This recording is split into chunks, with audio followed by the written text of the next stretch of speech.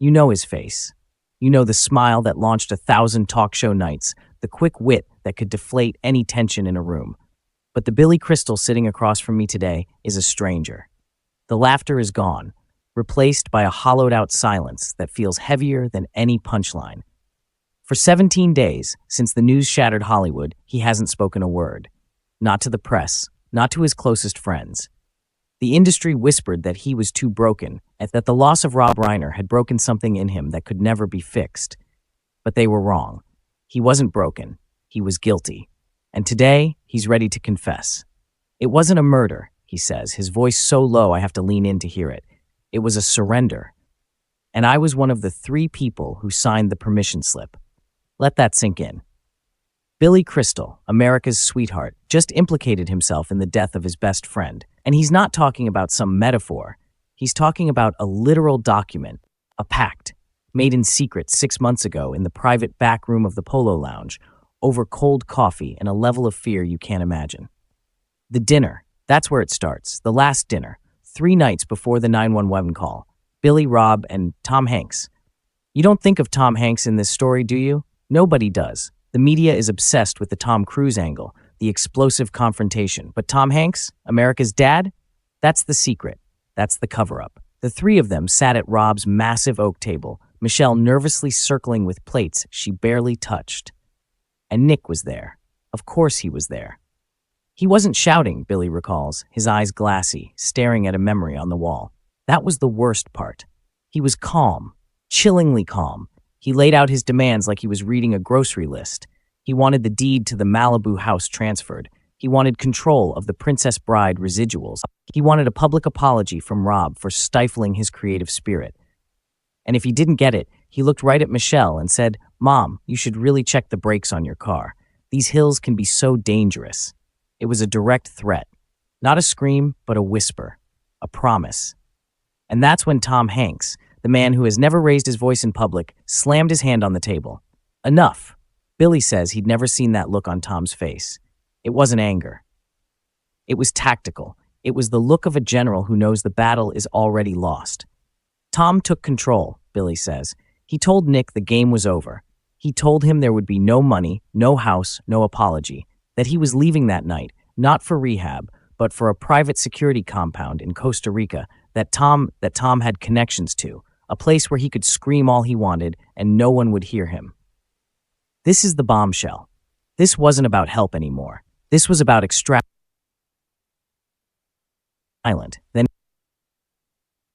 Uncle Tom, my dad would never allow it. And he looked at Rob, and Rob looked down at his hands. He didn't say a word. He was crying. Silent tears cutting through the silence. He didn't defend his son. He didn't agree with Tom. He just surrendered. That's when I knew we'd lost, Billy whispers, a tear finally breaking free. The mission had failed before it started, because the intervention wasn't for Nick, it was for Rob. And he was too far gone. The love had been weaponized. Nick had turned it into a hostage situation, and Rob was the willing hostage. The pact, the one signed at the Polo Lounge. Billy lays it out. It was a 3-part, legally ambiguous agreement drafted by a fearfully discreet lawyer. Part 1. Tom Hanks would use his unimaginable resources to create an off-grid solution for Nick. The Costa Rica option. Part 2. Billy Crystal, the closest friend, the brother, would be the one to physically remove Rob and Michelle from the house when the time came, using a prearranged signal. Part 3. They would collectively fund a permanent, around-the-clock security detail for the Reiners, answerable only to them, not to Rob. We thought we could save them from themselves, Billy says, his voice cracking with a laugh that holds no humor. We played God, and God laughed back. The signal was a text, a simple emoji, a baseball. It meant go, now. Extraction is a go. Billy was in his car, parked 3 blocks away the night it all ended. He got the text from Tom Hanks at 8:47 p.m. It was the baseball. He started the engine. He was ready to drive to the house to bang on the door, to do what they'd planned. But then a second text came through from Tom. Just 2 words, he knows. Nick knew about the pact, Billy says, the color draining from his face even now. He knew about Costa Rica. He knew about the security. We don't know how. Did he hack Rob's phone? Did he have someone following Tom? It doesn't matter. He knew. And the second text, that was Tom's warning. The mission was compromised. It was a trap. And I froze. For 3 minutes, I sat in my car, my heart trying to beat out of my chest, and I did nothing. I called Tom. He didn't answer. I called Rob. It went straight to voicemail. And then I drove away. I drove home. I told myself they had their own security, that Tom would handle it, that it was too dangerous. He didn't just drive away. He drove past the house. He describes it as a tomb. Every light was off, except for the flickering blue glow of a single television in the living room window, the silhouette of someone, just one person, moving slowly in front of it. It was Nick, Billy states, no doubt in his voice. He was alone in there with them, and he was waiting. He'd turned off the outside lights. He'd drawn the blinds in the back. He knew we were coming, and he was waiting. The guilt Billy Crystal carries isn't about failing to stop a murder. It's about failing to complete an extraction of two people who had already given up. He believes, with every fiber of his being, that Rob and Michelle knew the end had come, that the pact was their last, secret hope. And when they saw it fail, when they realized their friend's plane had been grounded, their spirit broke. They didn't fight because they had nothing left to fight for, he says. We were their cavalry, and we retreated. And Tom Hanks, where is he in all this? Devastated doesn't begin to cover it, Billy says.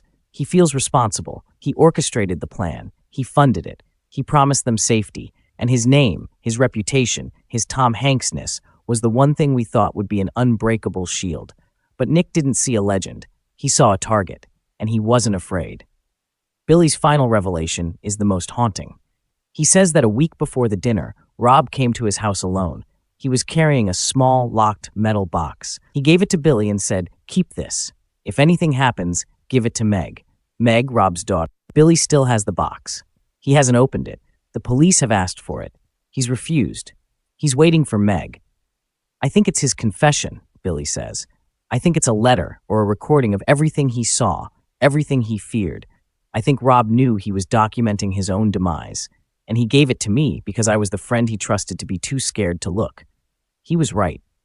The interview ends not with a bang, but with a profound, weary silence. Billy Crystal looks older than his 77 years. He has told the truth, and the truth has hollowed him out.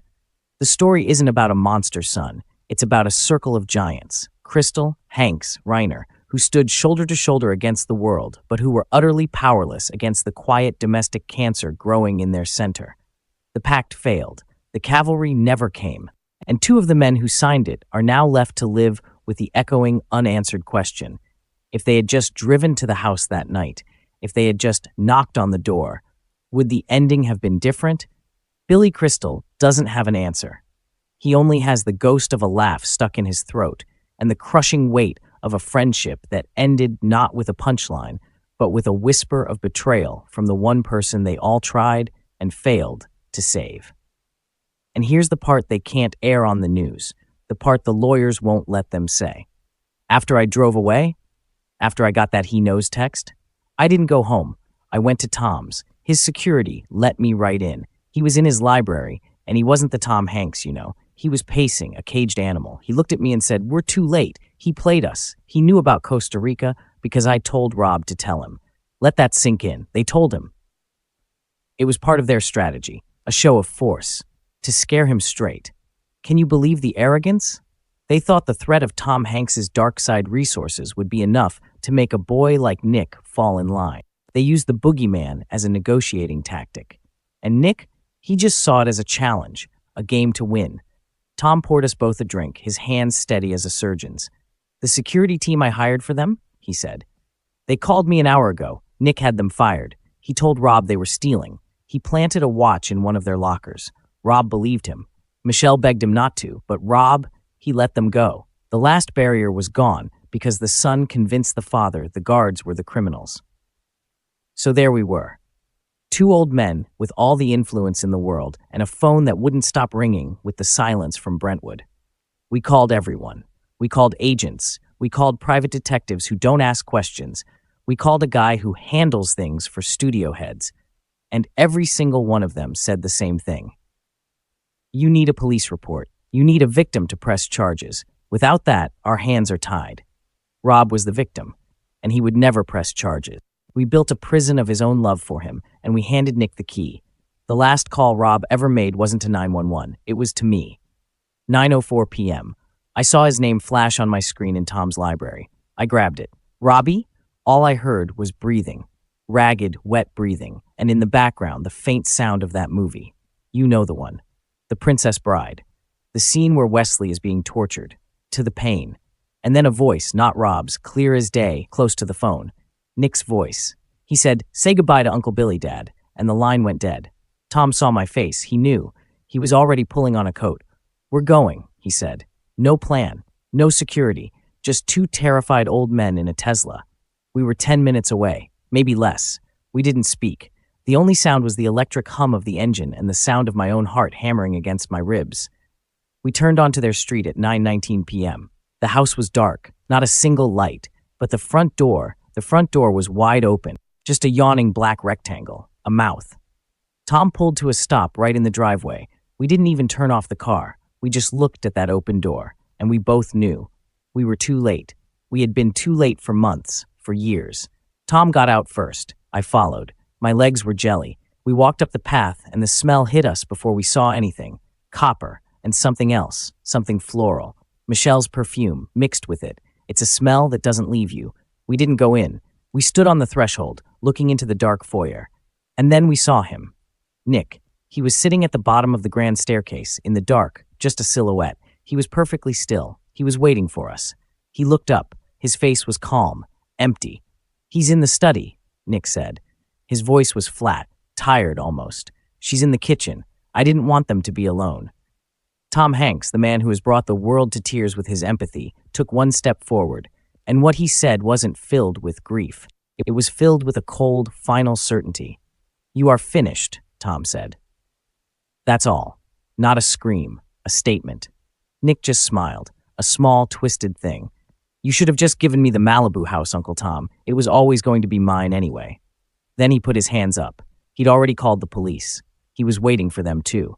He'd orchestrated the whole final act. The open door was his curtain call. The police and ambulances came then, lights painting the beautiful, expensive street in pulses of red and blue. They took Nick away. He didn't look at us. They took Rob and Michelle out in black bags, and Tom and I. We just stood there on the perfect lawn, two monuments to failure.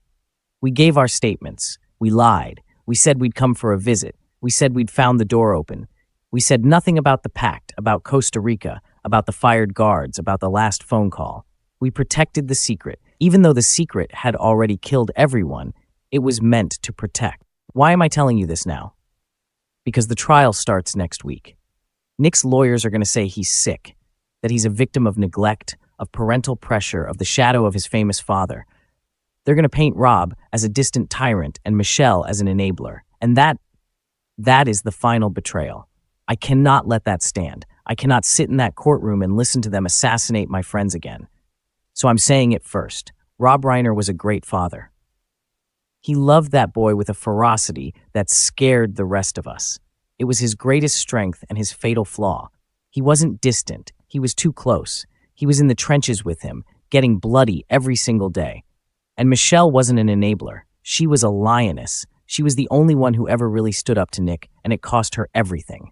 We failed them. Tom, me, the system, the yes-men doctors, the friends who looked away. We all built the stage for this tragedy. But Nick, he wrote the script. He directed the scene. He chose the ending. Don't let anyone tell you different. Tom Hanks won't speak. He can't.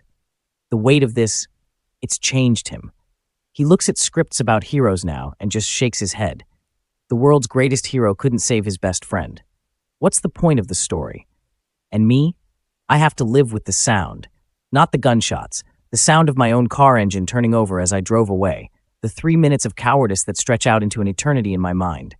I have the box Rob gave me. I'll give it to Meg tomorrow. Maybe his voice from inside that box will forgive me. I doubt it.